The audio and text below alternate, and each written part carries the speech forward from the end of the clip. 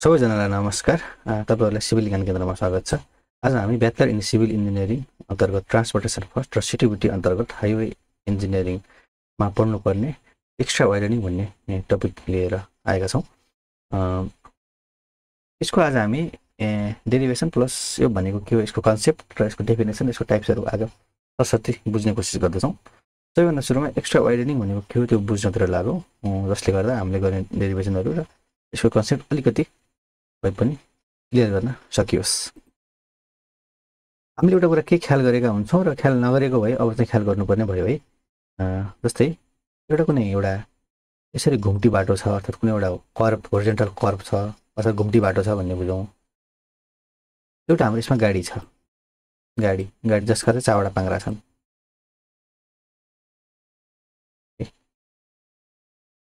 एउटा कुरा तपाईँले के मान्नुहोस् भन्दा, अब देख्नु भएको भने तपाईँले मानिहाल्नुहुन्छ, तपाईँले देख्नु भएको छैन भने अब चाहिँ ख्याल गर्नुहोस् बाटोमा गएर गाडी हिँडेको।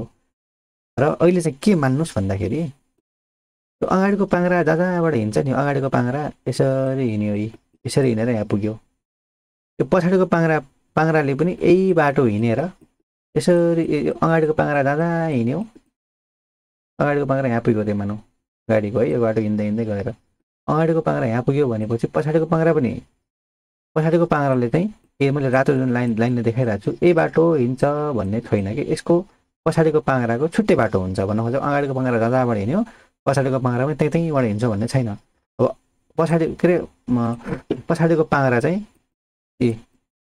यसरी हिँड्न सक्छ के, कुरो बुझ्नुभयो। जहिले पनि अगाडिको पाङ्ग्रालाई पछाडिको पाङ्ग्राले ठ्याक्कै फलो गर्दैन, जसले गर्दा हामीलाई के चाहिन्छ भन्दाखेरि घुम्टीहरूमा बाटो अलिकति चौडा बनाउनु पर्छ। त्यसलाई नै के भने हो त, एक्स्ट्रा वाइडनिङ भनिएको हो है। यो बुझ्नु पर्यो। भन्न सक्छ तपाईँले मोटरसाइकल चलाउनुहुन्छ भने मोटरसाइकलको पाङ्ग्रा हुन्छ नि, अगाडिको पाङ्ग्रा जहाँबाट हाल्नुहुन्छ पछाडिको पाङ्ग्रा त्यहीँबाट आउँदैन कि। अलिकति अगाडिको पाङ्ग्रा यसरी हाल्नुहुन्छ भने पछाडिको पाङ्ग्रा यसरी हिँड्न सक्छ भनेपछि बाटो एउटै हुँदैन कि। अगाडिको पाङ्ग्रालाई पछाडिको पाङ्ग्राले फलो गर्दैन। त्यस्तो बेलामा हामीले के हुन्छ भन्दाखेरि हामीले विशेष गरी घुम्टीहरूमा हामीले केही बाटोलाई फराकिलो बनाउनुपर्छ, चौडा बनाउनुपर्छ। त्यसलाई नै के भने भन्दाखेरि एक्स्ट्रा वाइडनिङ भनेको हो। अलिकति बुझौँ। हेर्नुहोस् यहाँ त्यही भनेको छ, होरिजेन्टल कर्भहरूमा जब गाडीहरू गुड्छ पछाडिको रेयर व्हिल भनेको पछाडिको पाङ्ग्राले अगाडिको पाङ्ग्रालाई फलो गर्दैन, अघि मैले भने जस्तो। त्यस्तो कन्डिसनमा हामीले केही थप विथहरू, एक्स्ट्रा विथहरू प्रोभाइड गर्नुपर्छ, त्यसैलाई एक्स्ट्रा वाइडनिङ भनिएको हो भन्छ। यसका दुईवटा प्रकारहरू रहेछ हेर्नुहोस्। एउटा भनेको मेकानिकल वाइडनिङ, जुन मैले अघि भने, जुन चाहिँ के कारणले गर्दा हुन्छ, अफ ट्र्याकिङ भन्छ। अगाडिको पाङ्ग्राले पछाडिको पाङ्ग्राले फलो गर्दैन है। पछाडिको पाङ्ग्रा के अरे त्यो भिरबाट तल पल्टिनु त भएन हो। त्यस्तो बेलामा चाहिँ के विथहरू प्रोभाइड गरिन्छ, त्यसलाई अफ ट्र्याकिङ भने हो। अगाडिको पाङ्ग्रालाई पछाडिको पाङ्ग्राले फलो गर्दैन। त्यही भएर चाहिँ हामीले केही घुम्टीहरूमा चाहिँ केही थप चौडाइहरू, बाटो अलिकति फराकिलो बनाउनुपर्छ भन्न खोजेको हो कि। त्यसलाई मेकानिकल वाइडनिङ भन्छ। साइकोलोजिकल वाइडनिङ भनेको के हो भन्दाखेरि कहिले कहिले घुम्टीमा ओभरटेक गर्नुपर्ने हुन्छ ड्राइभरहरूलाई, त्यसको लागि पनि बाटोलाई चौडा बनाउनु पर्यो नि हो। त्यो भनेको साइकोलोजिकल वाइडनिङ हो। कहिले कहिले घुम्टीहरूमा ड्राइभरले चाहिँ राम्रोसँग देखोस्, स्पष्ट देखोस् अगाडिबाट के आइरह भन्ने कुराहरू को लागि पनि हामीले के गर्नुपर्छ भन्दाखेरि बाटोलाई के चौडा बनाउनुपर्छ। त्यसलाई साइकोलोजिकल वाइडनिङ भने है। मेकानिकल वाइडनिङ भनेको गाडीको पाङ्ग्राले चाहिँ अगाडिको पाङ्ग्रालाई पछाडिको पाङ्ग्राले फलो गर्दैन भन्ने हिसाबमा के अरे बाटोलाई चौडा बनाइएको हो भने। साइकोलोजिकल वाइडनिङमा के हुन्छ भने अब कहिले कहिले घुम्टीमा ओभरटेक गर्नु परोस् होइन, कहिले कहिले चाहिँ गाडी बिग्रेर साइड ल्याउनु परोस्, ड्राइभरले राम्रोसँग देखोस् भन्नको लागि पनि केही थप चौडाइहरू बढाउनुपर्छ बाटोको। त्यसलाई साइकोलोजिकल वाइडनिङ भनेको है। यसको डेरिभेसनतिर जाउँ। सबैभन्दा सुरुमा यो जुन ह्याचिङ लाइन छ नि डट, यसको भित्र भनेको हाम्रो बाटो हो। अनि यो जुन यति छ नि, यो ह्याचिङ लाइन उतापट्टि र एउटा यो कर्भ लाइन यतापट्टिको, यो चाहिँ हामीले बाटो केही चौडाइ थपेको, बाटोलाई ठुलो बनाएको है, थपेको। यता पनि थपेको, दुईपट्टि थपेको छ है। बिचको चाहिँ गाडी हिँड्ने बाटो हामीले थप्ने भने जुन यो यति चौडाइ छ नि, यो चाहिँ हामीले थपेको हो कि घुम्टीमा है। अब हामीले यो चाहिँ गाडी भयो, गाडी यो चाहिँ पछाडिको पाङ्ग्रा, रेयर व्हिल भनेको पछाडिको पाङ्ग्रा, यो भने अगाडिको पाङ्ग्रा। अब हामीले यो गाडीलाई के गरौँ भन्दाखेरि यो बाटोमा लगेर राखौँ। हेर्नुहोस् त, मैले के गरेँ भन्दा यो भनेको हामीले थपेको विथ, यहाँ भनेको गाडी हिँड्ने, यो भनेको थपेको विथ। अब यहाँबाट क्लियर हुन्छ है। यो चाहिँ गाडी, यो चाहिँ एउटा पाङ्ग्रा अगाडिको पाङ्ग्रा, बी भनेको पछाडिको पाङ्ग्रा, ए भनेको अगाडिको पाङ्ग्रा, बी भनेको पछाडिको पाङ्ग्रा है। अब यहाँबाट थाहा हुन्छ ए भन्ने पाङ्ग्रा यहाँनिर छ, बी भन्ने पाङ्ग्रा यहाँनिर छ। हेर्नु त यो ए भन्ने पाङ्ग्रा र बी भन्ने पाङ्ग्रा पनि यहीँ हुनुपर्ने होइन रहेछ, तर हुँदैन नि। ए भन्ने पाङ्ग्रा र बी भन्ने पाङ्ग्राको फरक फरक ठाउँबाट हिँड्छ कि, त्यही भएर हामीले यति चौडै प्रदान गरे है। हामीले हामीले बाटो हामीले चौडा बनाएको थियौँ, त्यहीँबाट पछाडिको पाङ्ग्रा त्यहीँ छ कि, अगाडिको पाङ्ग्रा हाम्रो मेन बाटोमा छ है। यहाँबाट थाहा हुन्छ पछाडिको पाङ्ग्रा चाहिँ हामीले जुन एक्स्ट्रा विथ प्रोभाइड गरेको थियौँ त्यहाँनिर छ। यता पनि हेर्नुहोस् त अगाडिको पाङ्ग्रा कहाँ छ, जहाँ हामीले एक्स्ट्रा विथ, यो त मैले एक्स्ट्रा विथ प्रोभाइड गरेँ भने हो नि, हामीले बाटो चौडा बनाऊँ भने नि हो। अगाडिको पाङ्ग्रा यहाँ छ, पछाडिको पाङ्ग्रा चाहिँ मेन रोडमा छ। भनेपछि हामीले यो गाडी चाहिँ राम्रोसँग घुमोस् है भन्नको लागि हामीले चाहिँ केही विथ चाहिँ थप्या हुन्छौँ कि, त्यसलाई एक्स्ट्रा वाइडनिङ भने हो। अब यो गाडी हेरौँ है, हामीले के गरौँ भन्दाखेरि अगाडिको पाङ्ग्रालाई ए भन्यौँ, पछाडिको पाङ्ग्रालाई बी भन्यौँ, ए र बीको दूरीलाई हामीले स्मल एल भन्यौँ है, यो बुझ्नु पऱ्यो। अब हामीले के गरौँ भन्दाखेरि बीबाट यसरी एउटा लाइन तानौँ र एबाट पनि एउटा स्ट्रेट लाइन यसरी तानौँ, जहाँनिर काटिन्छ त्यसलाई हामीले ओ भनौँ है। अब यो बीदेखि ओसम्मको दूरी, यो बीदेखि ओसम्मको दूरीलाई R2 भनौँ भन्दाखेरि एदेखि ओसम्मको दूरीलाई R1 भनौँ, अनि एदेखि ओसम्मको दूरीलाई R1 भन्ने, एदेखि यो जुन यो छ नि यो लाइनसम्मको दूरी त खाली भयो, त्यसलाई हामीले के भन्ने WM भन्ने। यहाँदेखि एसम्मको दूरीलाई यो छेउदेखि यो जुन मेरो माउसको कर्सर देखिरहेको छ यहाँदेखि यहाँसम्मको दूरीलाई ए के अरे WM भन्ने, त्यसलाई मेकानिकल वाइडनिङ भने WM भनेको, एदेखि ओसम्मको दूरीलाई R1 भन्ने। अब हामीलाई पाइथागोरस थ्योरम भन्ने थाहा छ, त्यसबाट हामीले के गर्छौँ भन्दाखेरि एउटा यसको H² = P² + B² भन्ने फर्मुला लगाएर हामीले यसको डेरिभेसन गरेर निकाल्छौँ, एकदम सजिलो छ है। अब त्यो हेरौँ, अहिले के बुझ्नु पऱ्यो, L R2 R1 र WM भने कहाँबाट हो भन्ने कुरा बुझ्नु पऱ्यो। R2 बीदेखि ओसम्म, R1 एदेखि ओसम्म, यो एदेखि यहाँसम्मकोलाई WM, अनि ए र बीको दूरीलाई L भन्ने है। अब L भनेको length of the wheel base भनेको, अगाडिको पाङ्ग्रा पछाडिको पाङ्ग्रा बिचको दूरी कति छ भनेको। अब R1 भनेको रेडियस हो कहाँको भन्दाखेरि आउटर फ्रन्ट व्हील, म तपाईँलाई भने नि, यो भनेको अगाडिको पाङ्ग्रा, बी भनेको पछाडिको पाङ्ग्रा, R1 भनेको यो हाम्रो इन्टरसेक्सन पोइन्ट ओ पोइन्टदेखि है अगाडिको पाङ्ग्राको रेडियस भने हो, बी भनेको ओ पोइन्टदेखि पछाडिको पाङ्ग्रासम्मको रेडियस भने हो है, रियर व्हील भनेको छ। R2 भनेको, WM भनेको मेकानिकल वाइडनिङ भनेको, एन भनेको नम्बर अफ लेन। अब यो बाटो चाहिँ 1 लेन 2 लेन 3 लेन 4 लेन जति पनि हुनसक्छ है, त्यो एन भने त्यो गर्न पाइयो। अहिले चाहिँ मैले जस्ट 1 लेनको मान्न गरिरहेको छु ल, ठिक छ। अब हामी इन ट्रायङ्गल AOB है, अब हामी यही अघिको चित्रमा मैले यो चित्र बनाइराख्नु पर्दैन, मैले तपाईँलाई देखाउन सजिलो होस् भन्नको लागि यसलाई यहाँ तानेको। AOB जुन एउटा ट्रायङ्गल भन्छ हेर्नुहोस् त, AOB यो ट्रायङ्गलमा हामीले पाइथागोरस थ्योरम लगाउने हो। H² = P² + B² भन्ने पाइथागोरस थ्योरम हामीलाई सबैलाई थाहा भएको कुरा हो। हेर्नुहोस् यो भने H हो, H भने अहिले के छ R2 छ, P भने के छ, P भने यो हो, अहिले कुन छ L छ है। यहाँ AOB भन्ने यसरी ट्रायङ्गल भनेको छ कि, यो यति ट्रायङ्गल अरू सब बिर्सिनुहोस्। अब यो ट्रायङ्गलमा हाम्रो काम तमाम हुन्छ। H² भने R2, H भने R, H² भनेको R2², P² भनेको L² होइन, किनकि P भने L छ अहिले, त्यही भएर B भने R1 र B² भनेको R1², त्यही भएर H² = P² + B² भन्ने हाम्रो फर्मुला हुन्छ। त्यही भएर H² भनेको R2² बराबर L² भने P² भनेको L² प्लस B² भनेको R1² गरेर यो लेख्न पाएँ। अब मैले यो R2 को R2² सारेँ बराबर L1² यहाँसम्म सेम सारेँ।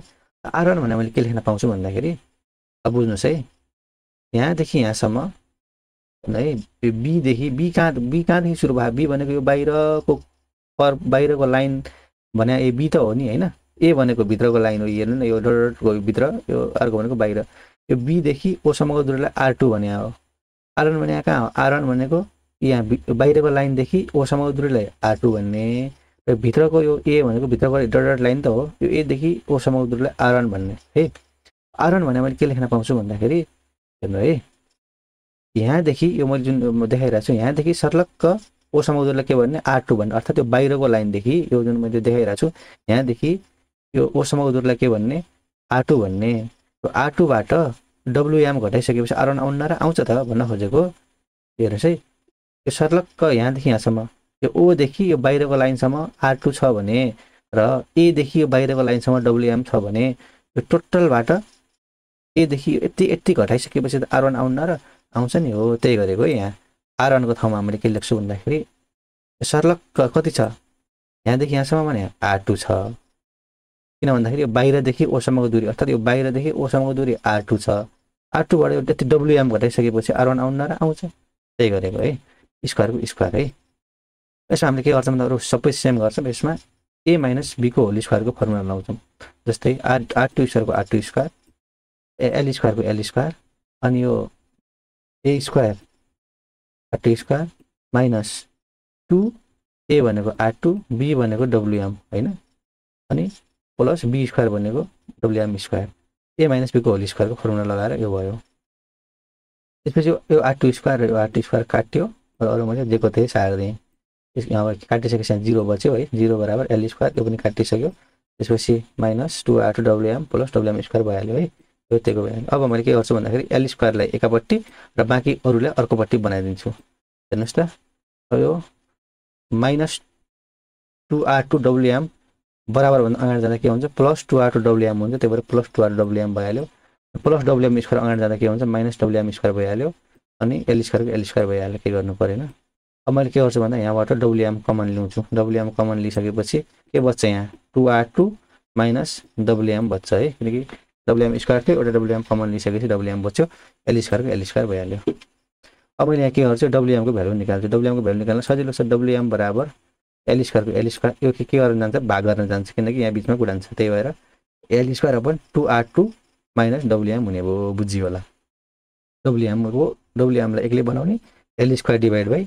यो तलपट्टि भाग गर्न गइसकेपछि यो बन्छ हामीलाई के थाहा छ अब हेरौँ है यहाँ WM भनेको थियो WM भनेको यहाँदेखि यहाँसम्म मात्र WM हो R2 भनेको थियो R2 भने त यहाँदेखि यहाँसम्म ठुलो कुन ठुलो छ R2 त यो WM भन्दा कति गुणा ठुलो छ WM भनेको यति थोरै हो यी R2 भनेको एकदमै ठुलो छ त्यही भएर मैले यहाँ के लेखेको छु भन्दाखेरि R2 चाहिँ WM भन्दा धेरै ठुलो छ भनेको त्यही भएर मैले यो WM लाई नलेख्न पनि पाउँछु के यसलाई नलेख्न पनि पाउँछु त्यही भएर L स्क्वायरको L स्क्वायर 2 को 2 R2 को R2 यो WM लाई मैले हटाइदिए यसलाई नेग्लेक्ट गर्दै के R2 WM भन्दा R2 यति ठुलो छ कि हामीले WM लेखिरहनु पर्दैन भन्न खोजेको 1 करोडमा 1 रुपैयाँ भने जस्तो के त्यसको अर्थ हुन्छ न हुँदैन नि त्यस्तै है त्यही भएर लेख्नु नलेख्नु कुरा एउटै छ भ्यालु चाहिँ हुन्छ तर भएर पनि नभए जस्तो के त्यही भएर यो भइहाल्यो अब मैले र अलि राम्रो देखाउनलाई यो R2 लाई मैले के गर्छु भन्दाखेरि R ले रिप्लेस गर्छु र नम्बर अफ लेनमा थपै भने अब हाम्रो डेरिभेसन यतिमा सकिएको हो यसलाई अलिकति राम्रो देखाउनलाई मैले के गर्छु भन्दाखेरि R2 को ठाउँमा R लेख्छु र हामीले अब यो नम्बर अफ लेन पनि थप्नुपर्छ कि अब 1 लेनको बाटो हो कि 2 लेनको बाटो हो 3 लेनको बाटो यो हामीले थप्नुपर्छ नम्बर अफ लेन थपेपछि के बन्छ त सूत्र भन्दाखेरि WM को WM L स्क्वायरको L स्क्वायर अगाडि n थप्नु पर्यो n भनेको नम्बर अफ लेन कति लेनको बाटो हो त 1 लेनको भए 1 लेख्ने 2 लेनको भए 2 लेख्ने 3 लेनको भए 3 त्यो भन्न खोजेको यो थपेको अनि R डिवाइड बाइ 2 को 2 R2 को मैले R लेखेँ है यो गरिसकेपछि हाम्रो यो सक्यो WM भने के हो त मेकानिकल वाइडनिङ हो हाम्रो एक्स्ट्रा वाइडनिङ कति प्रकारका दुई प्रकारका थिए एउटा मेकानिकल वाइडनिङ हामीले सक्यौं यसको डेरिभेसन यही हो अब हामीले साइकोलोजिकल वाइडनिङ तिर जानु पर्यो साइकोलोजिकल वाइडनिङको लागि हामीले यति लफडा गर्नु पर्दैन किनकि हामीलाई के गर्छ भन्दाखेरि यो IRC ले हामीलाई के दिएछ भन्दाखेरि एउटा सिधै फर्मुला दिएछ केको लागि साइकोलोजिकल वाइडनिङको लागि त्यो याद गरे हुन्छ के देखायो भन्दाखेरि W भनेको वाइडनिङ PS भनेको साइकोलोजिकल भनेको है साइकोलोजिकल फर्मुला के हुन्छ भन्दाखेरि V upon 9.5 under root R है 9.5 अंडर रूट R यो चाहिँ फर्मुला यति याद गरे भइहाल्यो अब हामीलाई के थाहा छ भन्दाखेरि टोटल वाइडनिङ भने के हो W भने के हो W भनेको एउटा मेकानिकल वाइडनिङ प्लस साइकोलोजिकल वाइडनिङ हो मेकानिकल वाइडनिङ भने के छ अघि हामीले निकाल्यौं NL स्क्वायर अपन 2R हेर्नुस् त NL square upon 2R plus psychological widening भने के हो V upon 9.5 under root R यो गरिसकेपछि हाम्रो टोटल वाइडनिङ आयो है यसमा अब नम्बर अफ लेन L भनेको गाडी के रे length of the wheel base R भनेको रेडियस P भनेको स्पिड अफ द भेहिकल है किलोमिटर पर आवर मा हुन्छ यो चाहिँ बुझ्नुपर्छ फेरि न्युमेरिकल गर्दा याद हुन्छ यो मैले ट्रान्जिसन कर्वमा पढाएको छु त्यो न्युमेरिकल हेर्नु भने बुझ्नुहुन्छ है यसरी चाहिँ हाम्रो एक्स्ट्रा वाइडनिङको डेरिभेसन प्लस यसको थ्योरीहरु बुझ्न सकिन्छ यसमा केही समस्या भयो भने कमेन्ट गर्नुस् म फेरि त्यसलाई अझ कता फर्दर एक्सप्लेन गर्ने कोसिस गर्छु बस थ्यांक यू